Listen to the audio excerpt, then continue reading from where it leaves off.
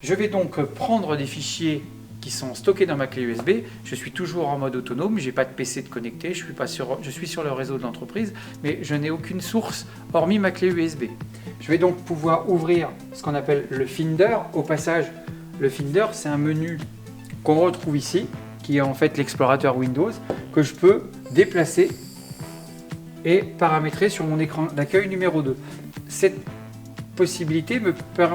fonctionnalité me permet d'avoir un deuxième écran d'accueil avec des options ou des paramétrages qui seraient plus formatés pour mon usage de tous les jours et ainsi de moins rentrer dans les menus spécifiques de la machine. Voilà, donc là je rentre sur ma clé USB. Ma clé USB, il y a des fichiers Word, il y a des fichiers Excel, il y a des fichiers PDF.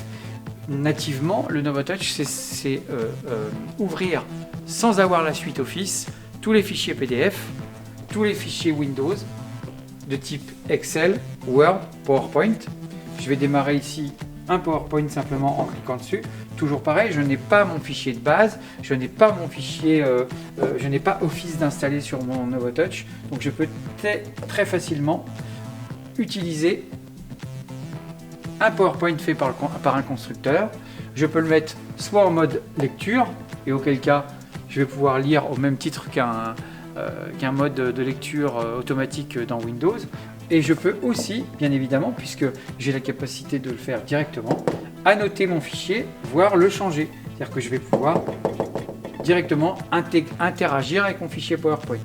Donc je n'ai pas PowerPoint, mais j'ai un viewer qui me permet néanmoins de faire des modifications comme je le souhaite. Si je veux repasser en mode lecture, je reviens en arrière et je peux passer directement en mode lecture. Et pour tourner les pages, j'ai juste à cliquer sur le bord droit ou le bord gauche et les pages vont directement se défiler une par une. Si je veux revenir en arrière, j'appuie sur la touche retour arrière ou sur la télécommande, j'ai les mêmes fonctionnalités.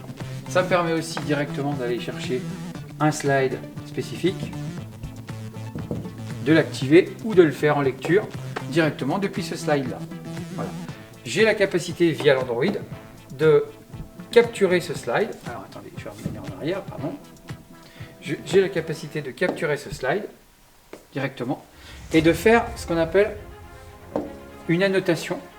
Donc là, je vais annoter mon slide. Je ne travaille pas sur le slide d'origine. Là, il a fait une capture d'écran et je vais pouvoir l'enregistrer. Là, c'est visualisation vis-à-vis de l'auditoire. Et si je veux l'enregistrer, je peux l'enregistrer. Et si je l'enregistre, je vais l'enregistrer dans un fichier, dans un dossier qui va être de stockage intermédiaire que je pourrais récupérer et transférer sur ma clé USB. Si je veux continuer mon auditoire et mon PowerPoint, j'ai juste à recliquer une fois et mon PowerPoint va de nouveau être en mode de visualisation. Je veux sortir et je ne veux pas bien sûr enregistrer, il ne va pas s'enregistrer. Je peux le garder dans mes documents récents, c'est intéressant aussi.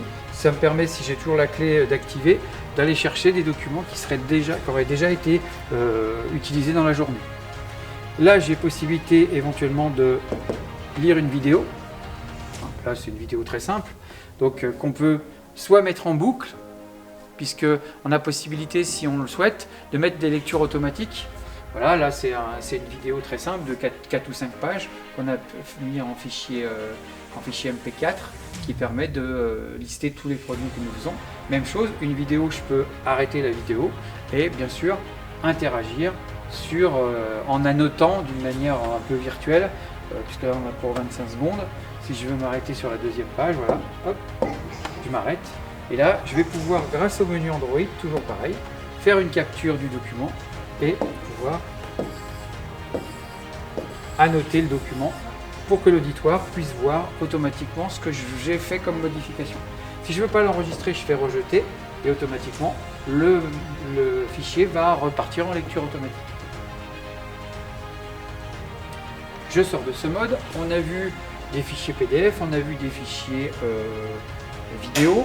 On peut aussi voir des fichiers un petit peu plus complexes qui sont les fichiers Excel par exemple.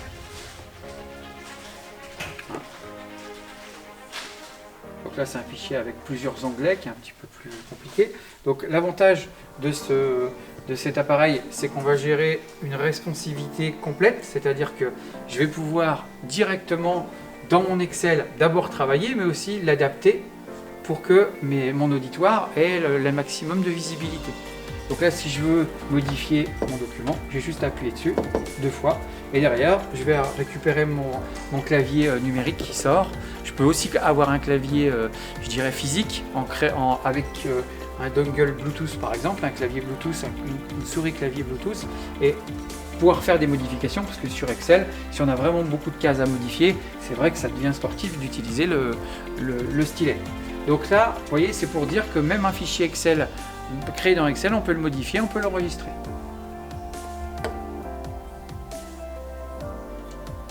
Dernier mode, on peut modifier aussi bien sûr des Word, puisque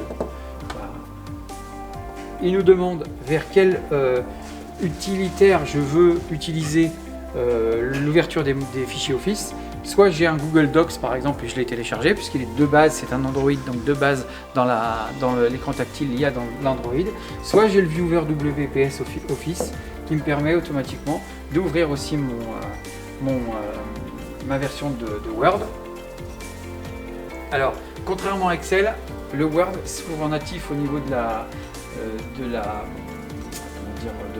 grandeur du document, mais par contre je peux toujours, comme je l'ai fait dans Excel, pouvoir annoter, intégrer des documents, copier-coller, intégrer du texte, et je peux aussi utiliser ce qu'on appelle le stylo, soit le doigt, soit le stylo. Donc c'est-à-dire que dans mon Excel ou dans mon Word, je peux écrire d'une manière tactile et d'une manière, je dirais, manuscrite. Je ne suis pas obligé d'avoir un clavier et de saisir à la main. Voilà. Enregistrer. Je peux donc aussi créer dans mon storage. Tout à l'heure, j'ai fait une capture d'écran. Donc, je vais la récupérer. Je vais l'ouvrir avec Galerie. Dans mon storage, j'ai donc récupéré les fichiers tout à l'heure que j'ai annotés. Ça me permet de les copier et de les coller directement dans ma clé USB. Pour l'instant, je suis en mode autonome, donc j'ai pas de fichier, j'ai rien dans ma clé USB, j'ai rien dans je suis pas sur mon réseau, donc je vois aucun lecteur. Là, si je fais ceci et je fais copier, je vais dans ma clé USB, je fais coller, voilà. Et le fichier va directement être collé dans ma clé, je suis plus par là, voilà. Et derrière, je peux le récupérer pour le transvaser sur un disque dur externe ou l'envoyer à mes collègues en email. Je rappelle que là, c'est une version dans un premier temps où je n'ai pas de connexion vers l'extérieur, c'est-à-dire que je suis autonome.